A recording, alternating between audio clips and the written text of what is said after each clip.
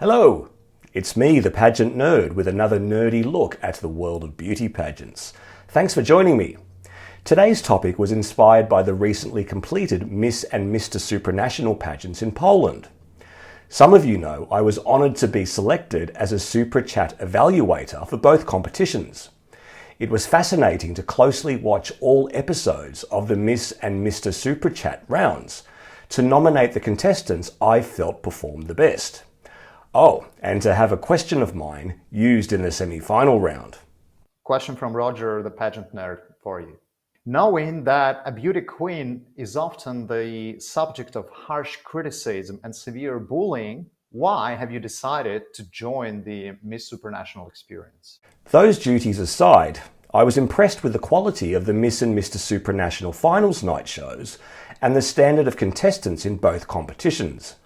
The men's pageant in particular is, in my opinion, the strongest international men's pageant around today.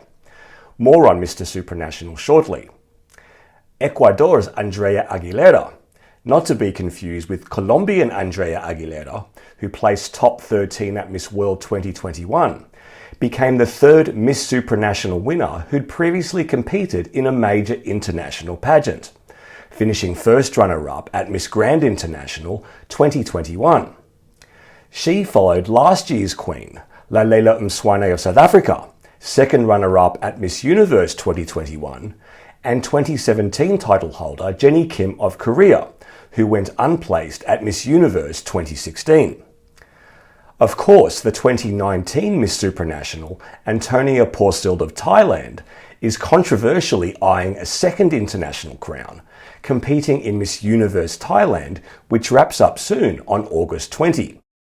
Her actions forced Miss Supranational organisers to impose a ban on their winners, starting with Andrea, competing in other international pageants.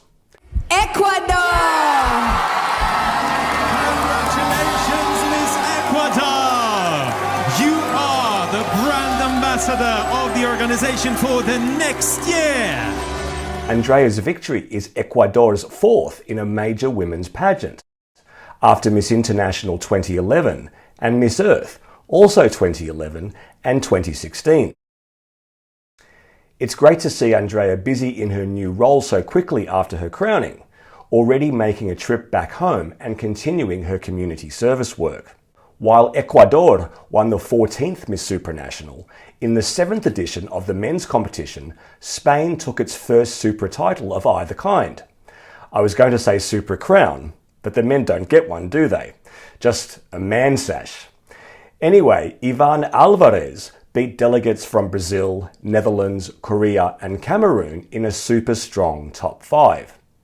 Some of the other fan favourites, Mexico, Ecuador and Malaysia, were stopped at the top 10 stage. While I don't want to discuss too much about who my favourites were, I took my evaluator role seriously, I have to confess I thought Iván was the man to beat. Before judging Super Chat, I made a point of not researching too much about the delegates, and in particular, not trawling their social media. I wanted to base my opinion solely on their conversational skills, the quality of their answers, and not on their physical attributes. And even just by seeing Iván as a talking head on screen, I felt he had charm, intelligence, and charisma in spades. Of course, Iván has a lot more going for him than that. He's an industrial engineer who stands 1.97 m or 6 foot 5 inches tall, and in many ways a modern-day Adonis. It's actually the Mister Supranational results that inspired this video's topic. Many pageant watchers highlighted the fact that Iván joined a stable of previous winners that share many of the same physical attributes, all of them muscled, all but one of them with dark features and facial hair, more often than not above average height. And also based on the physical similarities of all the top 5, it led some to claim that the pageant is becoming predictable, and by extension, ruling out any contestant that doesn't fit into that somewhat narrow definition of masculine beauty. In terms of pageantry, standards of male beauty are arguably many years behind that of women's. In pageants, and in life generally, male identity and ideals of masculinity are often linked to superficial things like muscles, six-pack abs, chiseled features, broad shoulders and height. It's no coincidence that South Africa and Malaysia, while ticking the box in terms of looks and musculature, were on the shorter side and didn't advance as far as some of their taller rivals.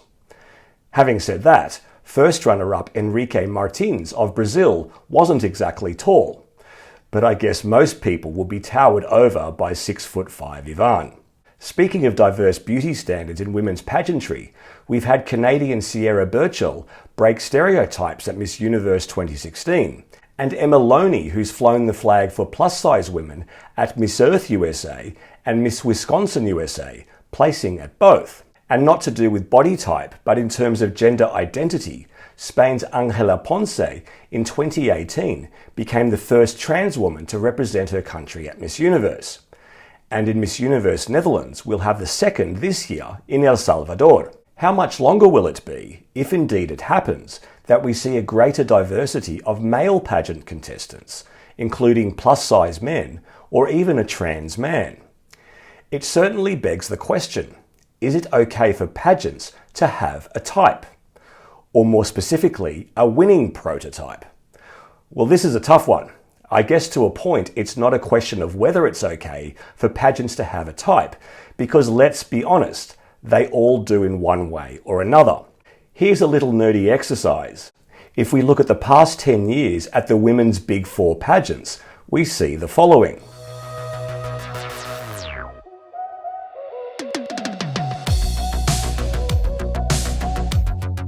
Miss World is arguably the most diverse, with no more than 3 winners from one region, although there were only 8 contests since 2013 due to COVID-19.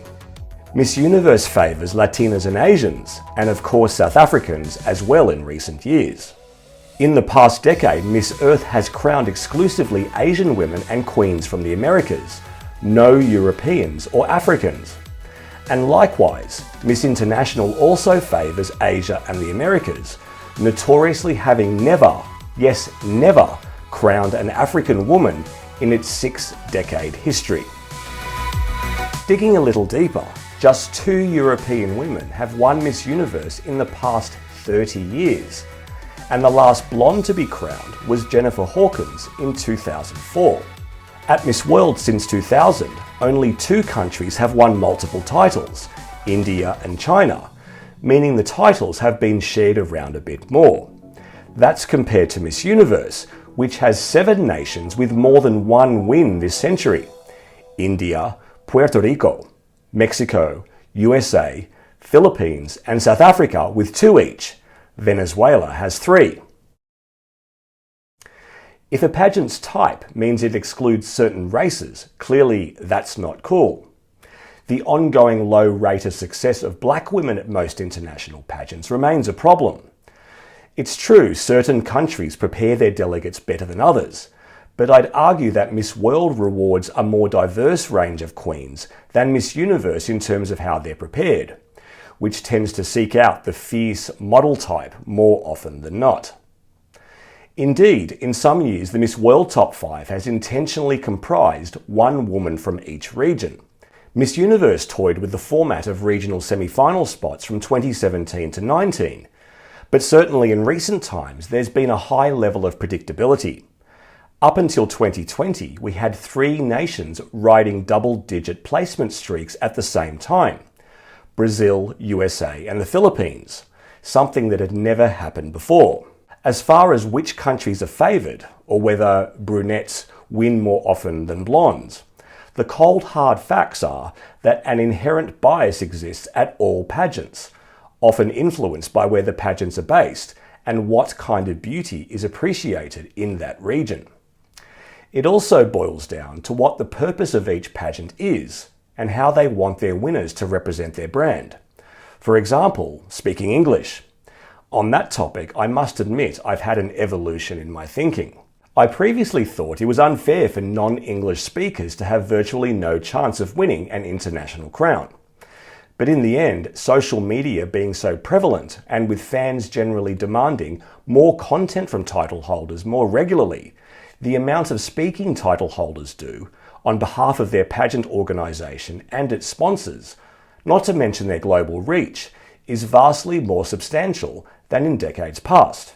Having said that, pageantry and its fan base is currently at a crucial and arguably an uncertain moment in time, where we want our queens and kings to be visibly beautiful while also having substance, oftentimes linked to community service or philanthropy.